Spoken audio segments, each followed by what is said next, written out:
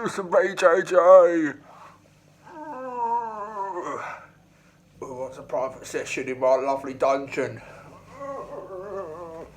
Anyway,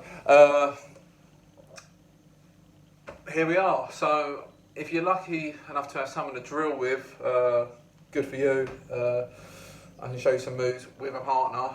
Even I'm struggling to find someone willing to practice on. My dad, I might break him, and yeah, Rebecca might die if I do something on her. Plus, neither of them know what they're doing, so showing anything beyond an Uparal is wishful thinking.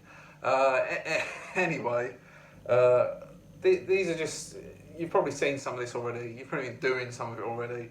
I'm just here to show you, to refresh your mind, maybe point a few small details that you may have otherwise missed. Because you might be practicing something, you might be practicing your, whether you're shrimping, your reverse shrimping, you're setting up a triangle, all these kind of sort of solo drills you can do, but you might be missing a crucial detail that someone else might have missed, you might not realised, because if you're practicing it not very good or not right, then you're actually getting good at being rubbish. Then practicing, do it correct, and then you develop good habits rather than develop bad habits. So I'll start off with really like basic stuff, so hip escaping. So like usually when I teach hip escaping, I'll dumb it down for complete beginners, just purely because they're doing a lot of stuff they've not been used to, and if you try and teach them 10 details, the likelihood of them remembering any of them is nil to none unless they're, you know, really good at absorbing information. But I'm gonna go a bit more in depth for this, because this same people have obviously done it, and if you are a beginner or you've never trained, then this is, you know, you've got months of this, so you know, no excuses at the end of it if you still don't have to do it properly. So I'm going to try and do it side on anyway. So like hip escaping here, like this. So when I hip escape, you have one leg up, one leg flat, and I use this foot to bridge up onto my shoulder. This is the thing what a lot of people struggle with. They don't use their shoulder here, and they turn onto one side, and then I'm bringing my elbow down towards my knee, pushing back and shrimping back like that. Okay, and I'm back again here, like so. Here on my side, one is up, one is flat. Start from the grapevine, turn it to one side, up into my shoulder. Look, there's a gap where my hips left the floor, here like that, and I'm using the leg that's holding my hips up in the air, this left leg here, I'm using that to push, like that, and I'm bringing my butt back on my side, bringing my head towards my own knee, and moving my back shuffling back.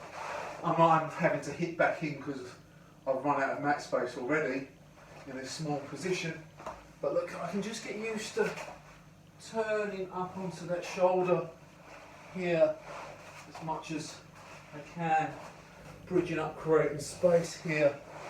Okay, and it's not just hip escaping that you'll use bridging up into your shoulder for. Okay, it comes in use to a lot of other stuff on your back when you're trying to create space. Pop your hip back. Okay, so for that movement, your shoulder, and really emphasise like here, like I'm in line with this weight at the moment. When I bridge up here, my butt's going to go back this way, and my knee is like coming towards my head. Sorry, is coming towards my knee. So like here, my head goes in like that. So I'm in this really tight hold, and there's no gap here between my elbow and knee. So it's like if I say I hipped away from someone signing a cyclotron, and they have to fit in that pocket between my elbow and my knee. Okay, when I'm in that cold fetal / shrimp position, Fred-ish, it makes it hard for them to break me down. Okay, I've got my side profile, so that's, you know, that's just a drill. You can do it. You know, there's lots of different home workout stuff there. You know, I don't need to show you how to do a press up. It's like Joe Wicks can show you how to do that, or a sit up, or etc. These are just things you can add into whatever routine you've got going on at home. If you want to, you know, add it into your fitness workout, or you know, to complement your BJJ, just keep your mind active on some of the movements. So yeah, so that's hip escaping. Obviously, you've got, again, I'll show you from this view, up to my shoulder, here, and my butt goes this direction. I push back on my feet and I bring my knee to my elbow, and look, I've got this kind of here, this block here, so that my elbow is pinned against my knee. So like, if I was here and someone's on side control trying to squash me to death, they need to separate that gap here to put me flat and fall into that pocket of space there to really cause me a lot of trouble. Here on the side on, I'm quite safe for the time being. So that's just a simple drill, nothing mega. Other stuff, so like when I was talking the other day, I was talking about that collar drag here, collar drag. And so like, eventually I'll try and show you a partner drill. So if you haven't got a partner, you can do it on them. I know some people are grappling dummies, but I really think, you know, you might as well just burn them, to be honest. But yeah, because they've got no sense of feel. They're not like a human body. They don't have, you know, they're just like a stiff partner. They're just a waste of space. Yeah, but anyway, if you've got to make the most of a bad situation.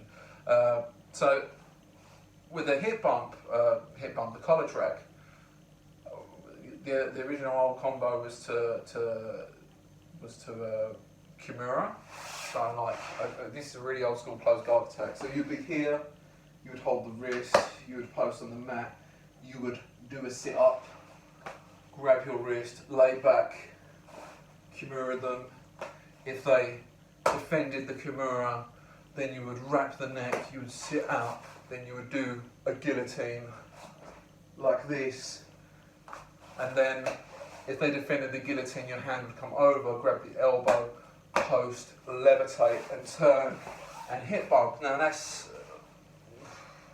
20 years old, that combination. I'm not saying it's not no good, but there's much better ways of doing it now with the movement. So I actually that was the order we originally got taught it, but now I actually do it completely back to front. I actually go hip bump first, Kimura second, and the guillotine's just in between if I feel like the neck's there. And I do all these techniques completely different now.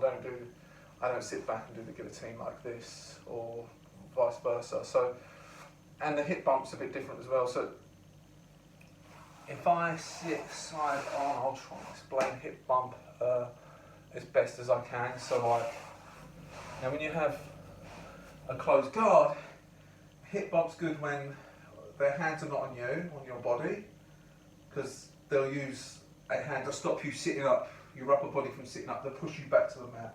But if the hands are on the floor, or the hands are not on you at all, anytime the hands are in these positions, the floor or not on you, you're free to sit up like this and push them back.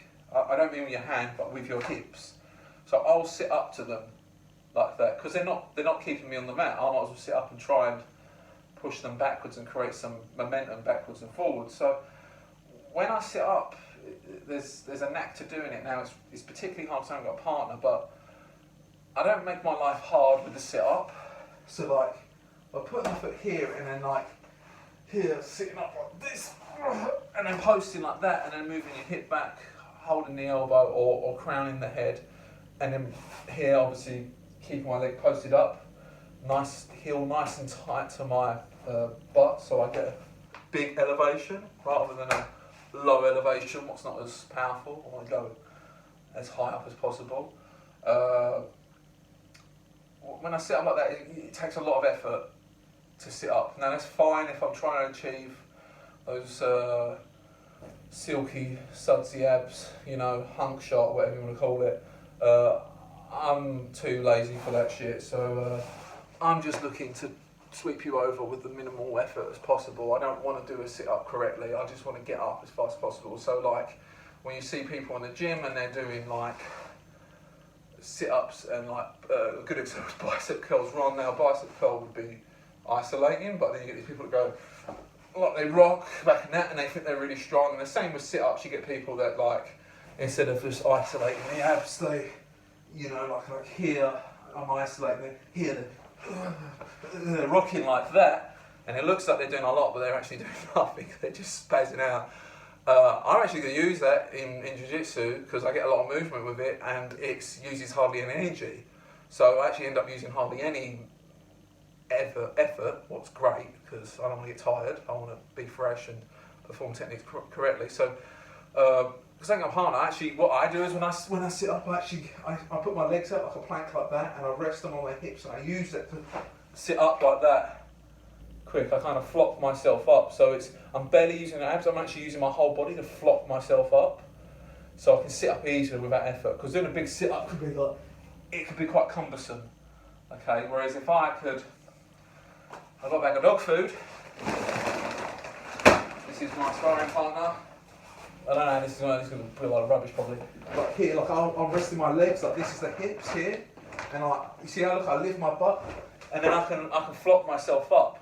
Whereas if I had to sit up from here, that is hard, much harder. That's about 70% harder, okay. Or even if I had to put my feet on the floor,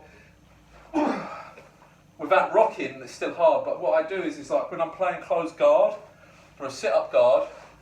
So this bag of whack dog food is my nemesis at the moment. I have my guard wrapped around their waist. Okay, they're a bit thin, but look, when I open my guard, I rest you see how like I'm resting my legs on this bag here, but my butt's lifted. My butt's lifted here, so look, I lift, and then I can actually drop my butt and do a sit-up, like a cheat sit-up.